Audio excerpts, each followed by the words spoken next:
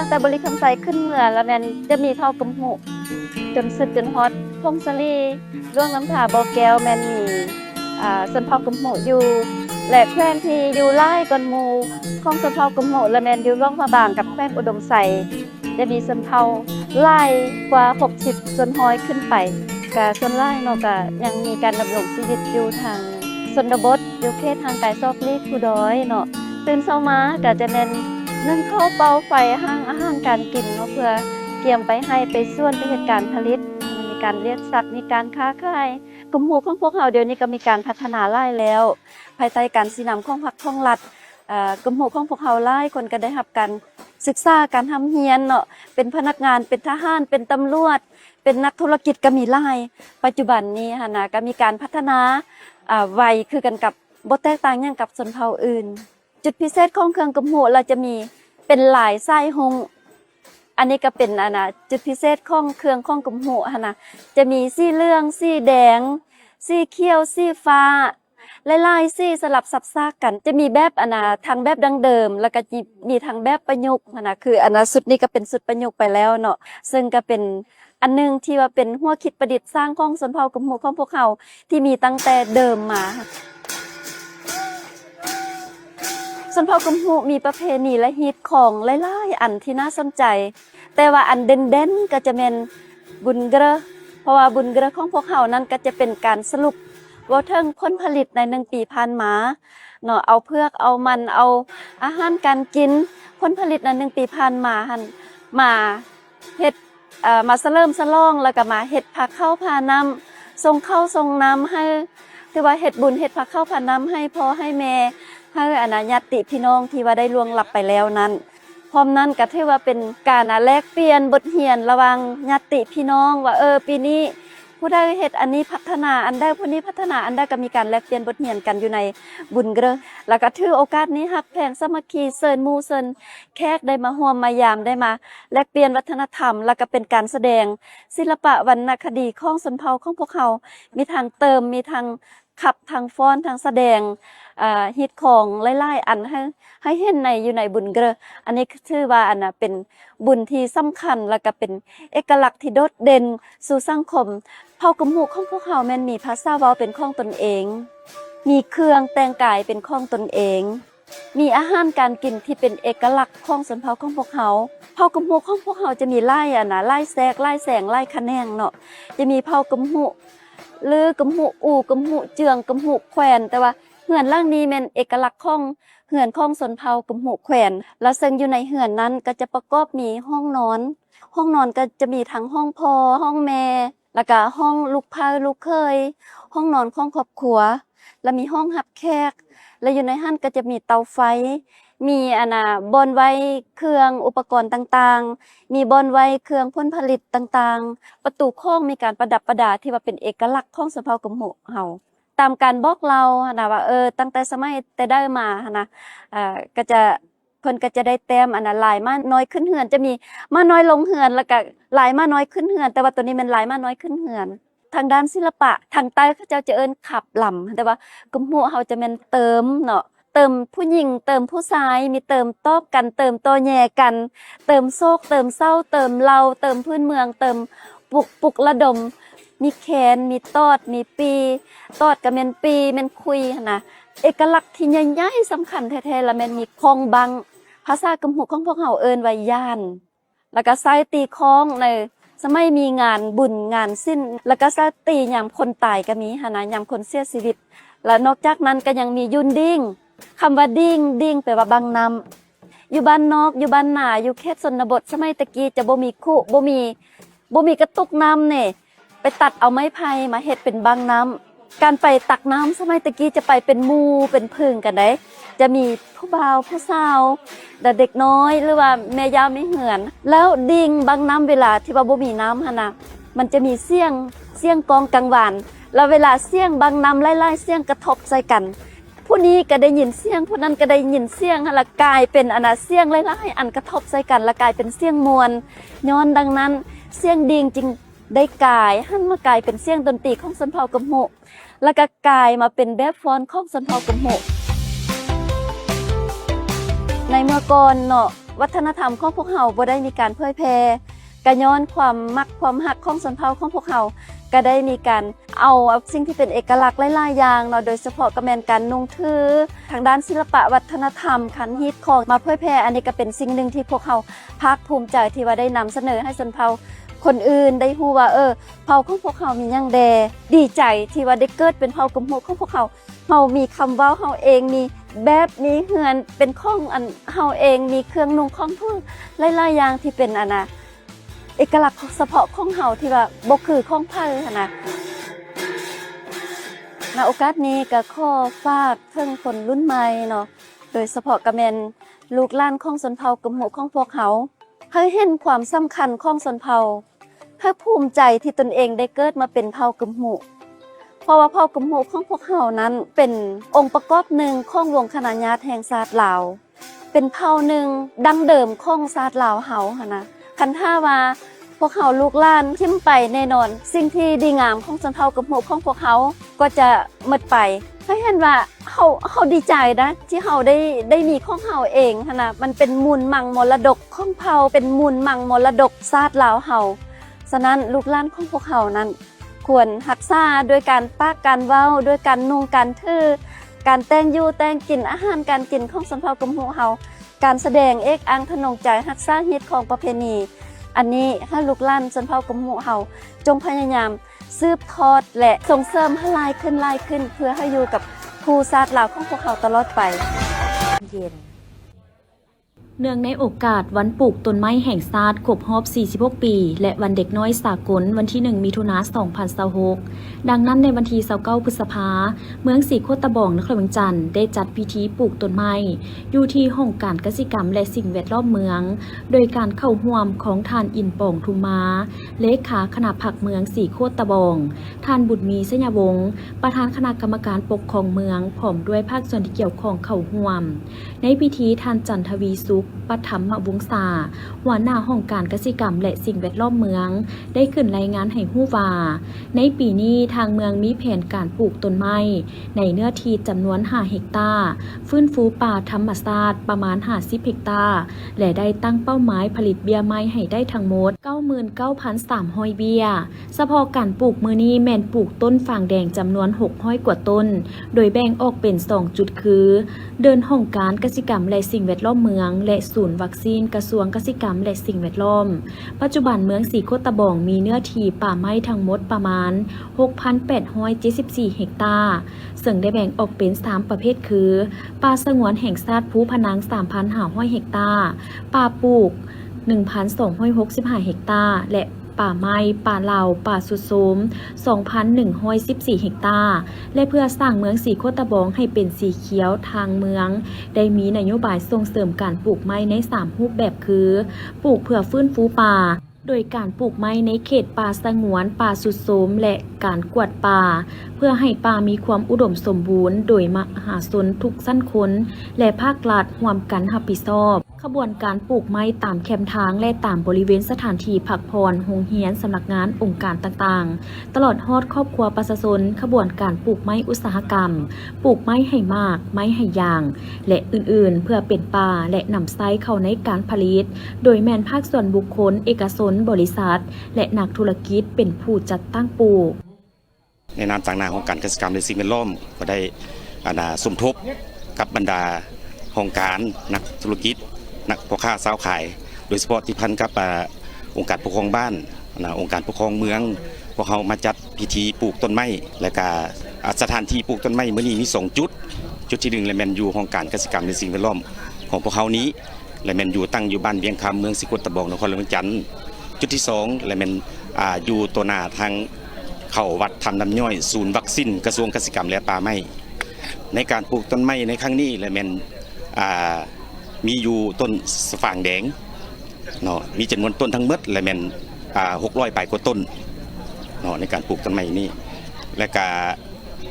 จุดประสงค์ในการปลูกต้นไม้ในครั้งนี้ก็แม่นเพื่อการปลูกจิตสำนึกให้แก่เยาวชนสาวหนุ่ม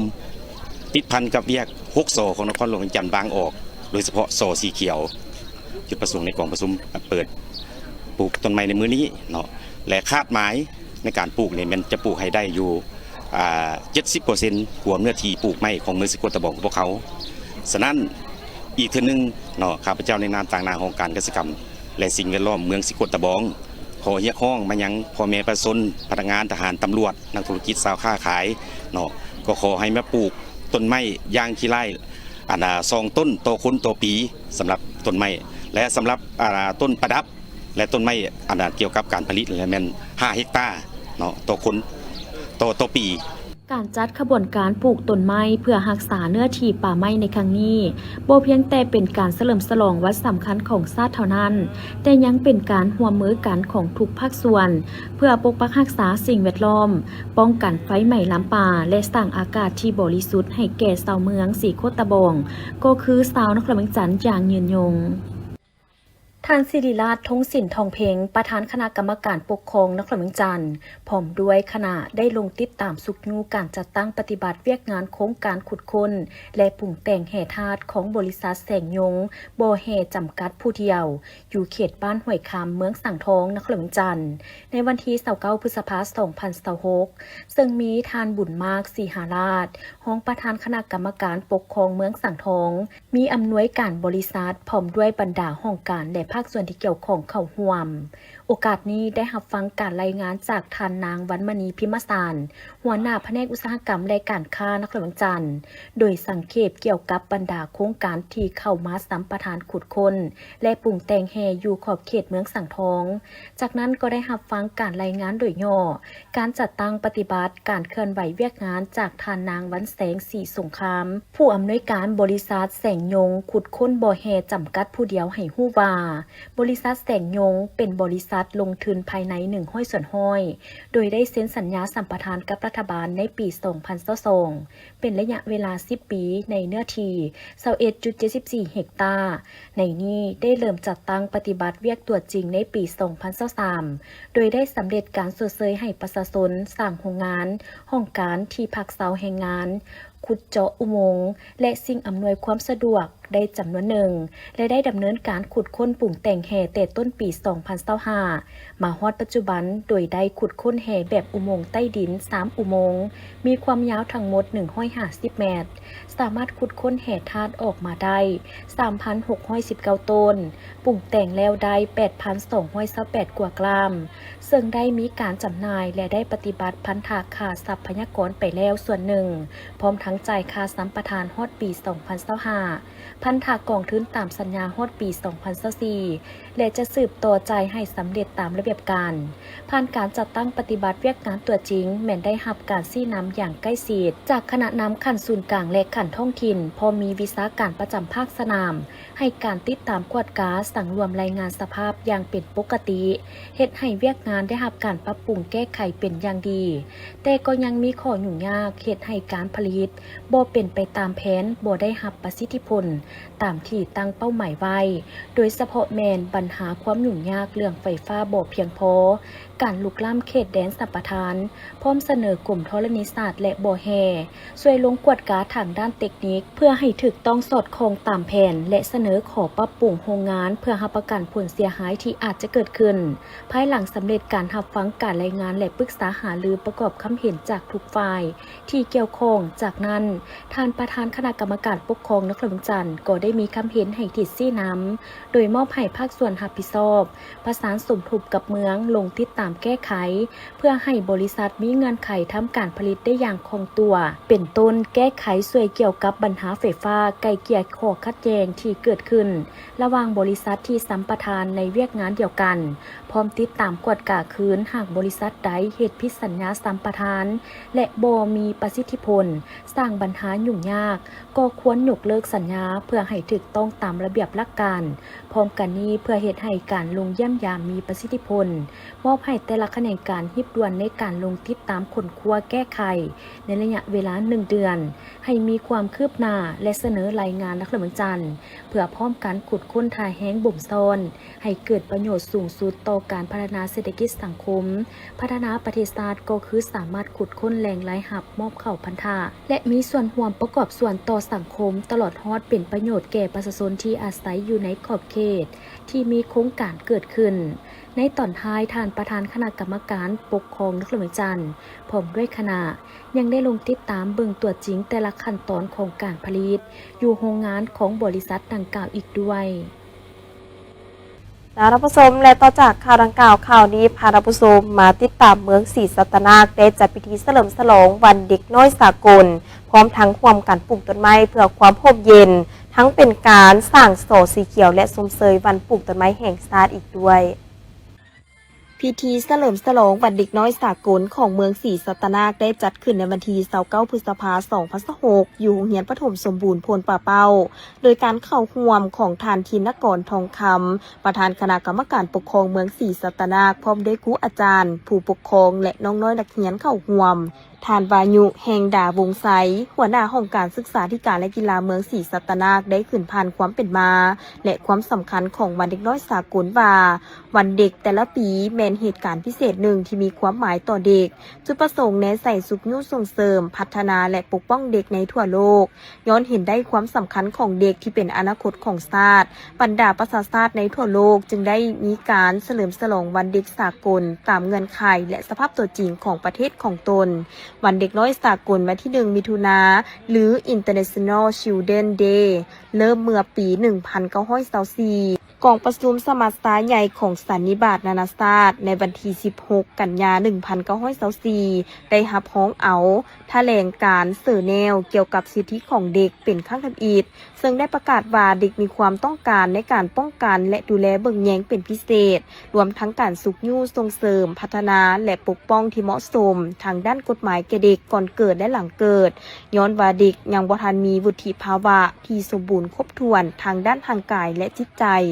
ปีต่อมากองประชุมโลกครั้งทำอิฐเพื่อความเป็นอยู่ที่ดีของเด็กได้ถูกจัดขึ้นอยู่ที่เซอร์เนลประเทศสวิตเซอร์แลนด์ในวันที่1 มิถุนายน 1925และก็ได้ประกาศเอาวันดังกล่าวเป็นวันเด็กสากล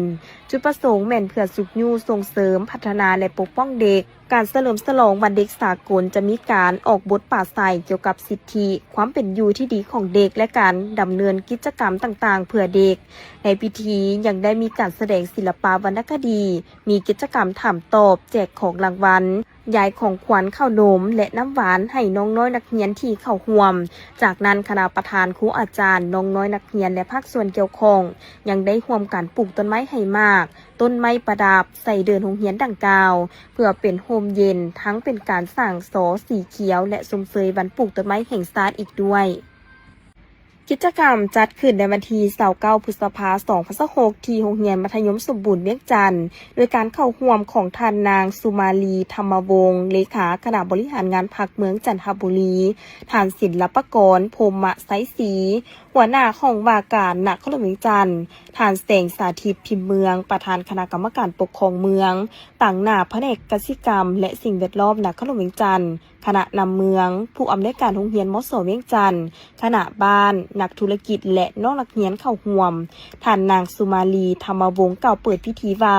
การปลูกต้นไม้อยู่เมืองจันทบุรีพวกเขาผ่านมาก็เห็นว่าเป็นขบวนทั้งได้รับความร่วมมือจากสำนักงานองค์การนักธุรกิจโรงจากโครงงานสมาคมต่างๆและพ่อแม่ประชาชนบรรดาเผ่าเป็นอย่างดีพวกเขาได้จัดตั้งพิธีปลูกต้นไม้เริ่มแต่ปี 2002 เป็นต้นมาซึ่งป่าไม้เป็นทรัพยากรธรรมชาติที่พวกเขาสามารถนำใช้ได้อย่างบ่บกแห้งถ้าว่าพวกเขาฮู้จักคุ้มครองจัดสรรและฮู้ปลูกทดแทนคืนให้ถูกต้องตามเทคนิควิชาการแล้วเมื่อนั้นป่าก็จะมีความอุดมสมบูรณ์หั่งมีและยืนยงคงตัวแต่กลุ่มกันข้ามถ้าหากป่าไม้หากบ่ได้รับการคุ้มครองจัดสรรและปลูกคืนใหม่เพื่อให้ทดแทนการสูญเสียแล้วทรัพยากรป่าไม้ก็จะถูกดับสูญซึ่งการปลูกต้นไม้ในวันที่1 มิถุนายนนี้แม้นเป็นวันเปิดขบวนการปลูกต้นไม้ประจำปี 2026ฉะนั้นการจัดพิธีในครั้งนี้เป็นเพียงแต่ทางการที่เคยปฏิบัติมาทุกๆปีพวกเขาต้องได้สืบต่อปลูกต้นไม้ใส่เนื้อที่ดินป่าสุดโทรมส่วนสนิทเบี้ยไม้แมนอิงใส่เงินไขตัวจริงของดินฟ้าอากาศอยู่ท้องถิ่นความเฮียกห้องและเอาใจใส่ปลูกป่ารักษาเบี้ยต้องการตัวจริงของสังคมเมื่อปลูกแล้วก็ต้องได้มีการติดตามกฎกาไม้ที่ปลูกเพื่อหลีกเลี่ยงการสูญเสียถิ่นหอนและเหื่อแหงที่ได้ทุ่มเทแล้ว ฉะนั้นถึงเวลาแล้วที่พวกเขาจะต้องได้พร้อมกันเอาใจใส่เวียกงานปลูกป่ารักษาป่าไม้และปลูกไม้ให้เป็นขบวนการฝึกฟื้นและกว้างขวางในใส่ปลูกป่ารักษาและป้องกันธรรมชาติสิ่งแวดล้อมเฮ็ดให้ประเทศของพวกเขาเว้าเฉพาะนครหลวงเวียงจันทน์เมืองจันทบุรีมีท่าแห้งอันใหญ่หลวงทางด้านทรัพยากรป่าไม้ทางจะค้ำสู่ยู่หนุนเศรษฐกิจสังคมของชาติให้สูงขึ้นและเป็นการประกอบส่วนเฮ็ดให้สภาพแวดล้อมมีสภาวะอันดีขึ้นเรื่อยๆจากนั้นผู้เข้าร่วมในพิธีก็ได้ปลูกต้นไม้ร่วมกันซึ่งในปี 2026 นี้ทางเมืองได้ปลูกไม้ดูและไม้ประดับจำนวน500 ต้นในนี้จัดพิธีปลูกอยู่โรงเรียนมัธยมศึกษาสมบูรณ์เวียงจันทน์จำนวน30 ต้นและได้แจกย้ายให้ห้องการกรมกองและบรรดาบ้านที่มีสถานที่ปลูกจำนวน470 ต้นจากท่านผู้ชมและข่าวต่อไปนี้นำท่านผู้ชมมาติดตามกันที่โรงเรียนฟ้าสีคำจัดกิจกรรมเฉลิมฉลองวันเด็กน้อยสากลและวันปลูกต้นไม้แห่งชาติประจำปี 2026 ขึ้นอย่างมีขบวนการฝึกฟื้นและม่วนซื่นงานดังกล่าวจัดขึ้นในวันที่29 พฤษภาคม 2026 ที่โรงเรียนดังกล่าวโดยการเข้าร่วมของท่านเวียงแพงสวรรค์รองประธานคณะกรรมการปกครองเมืองนาเซทองมีคณะผู้อำนวยการครูอาจารย์และน้องนักเรียนโรงเรียนฟ้าสีคำตลอดฮอดพ่อแม่ผู้ปกครองพร้อมด้วยภาคส่วนที่เกี่ยวข้องเข้าร่วมในพิธีท่านนางบุญเหลือพรหมทัตประธานกลุ่มโรงเรียนฟ้าสีคำได้ขึ้นรายงานเกี่ยวกับจุดประสงค์ของการจัดงานครั้งนี้ว่าในท่ามกลางบรรยากาศอันเต็มไปด้วยหอยยิ้มเสียงหัวและความเบิกบานม่วนซื่นเนื่องในโอกาสวันเด็กน้อยสากลและวันปลูกต้นไม้แห่งชาติ1 มิถุนายนที่หมุนเวียนมาบรรจบครบรอบอีกวาระหนึ่งวันเด็กน้อยสากลบ่เพียงแต่เป็นวันแห่งการเฉลิมฉลองเพื่อความม่วนซื่นเท่านั้นแต่มันแม่นวันที่เตือนสติให้พวกเขา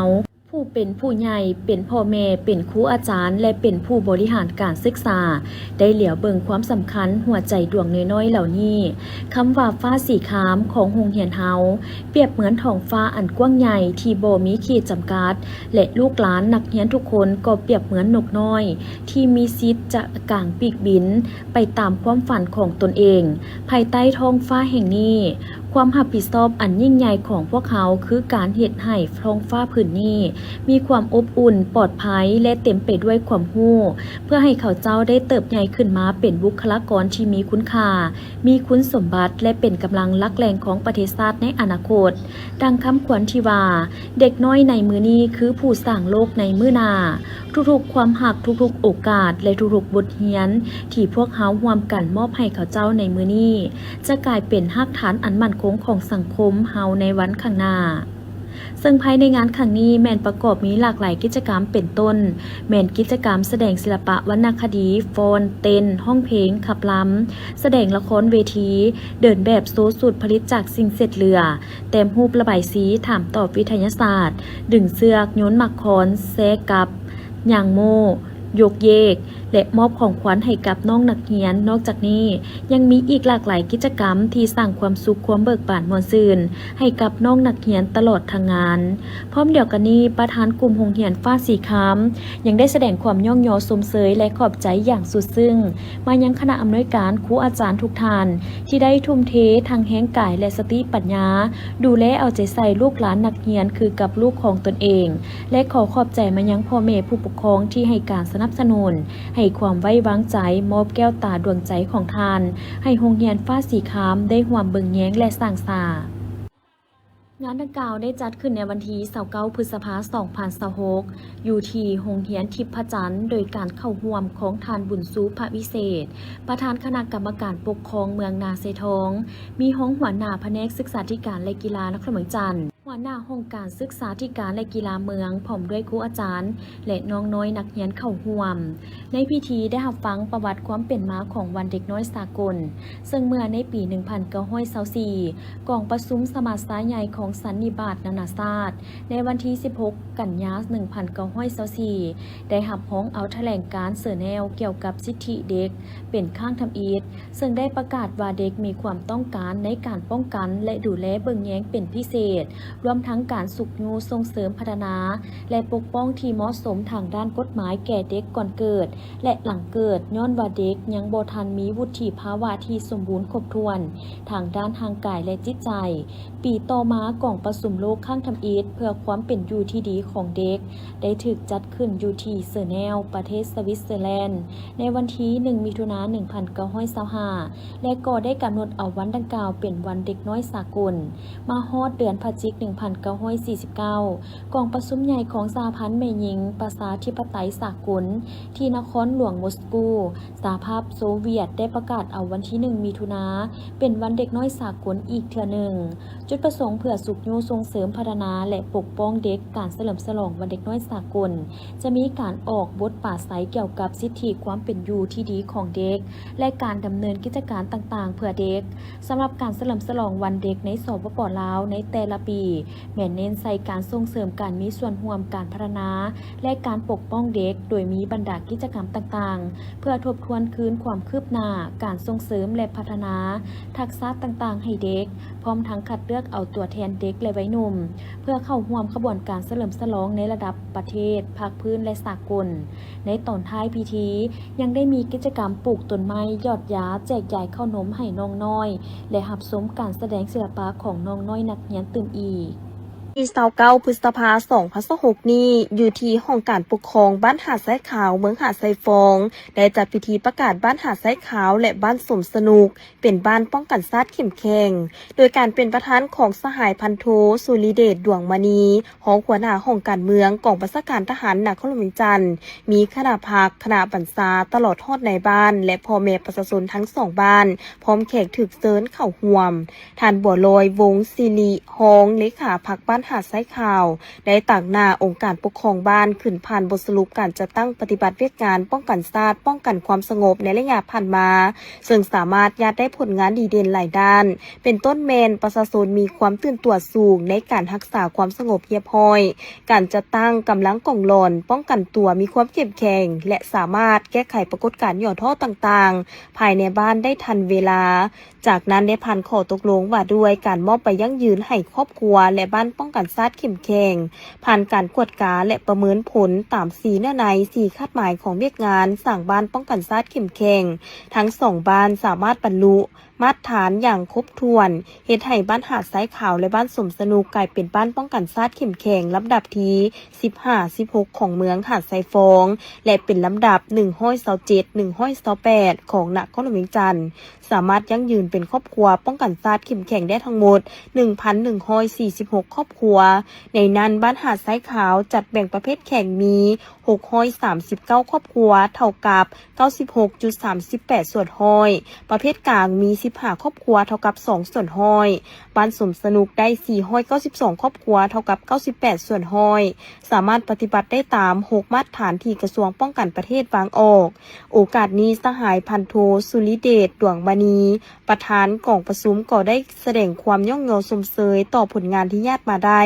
พร้อมทั้งได้เน้นหนักให้องค์การปกครองบ้านและพ่อแม่ประชาชนจงสืบต่อรักษามูลเสื่อความสามัคคี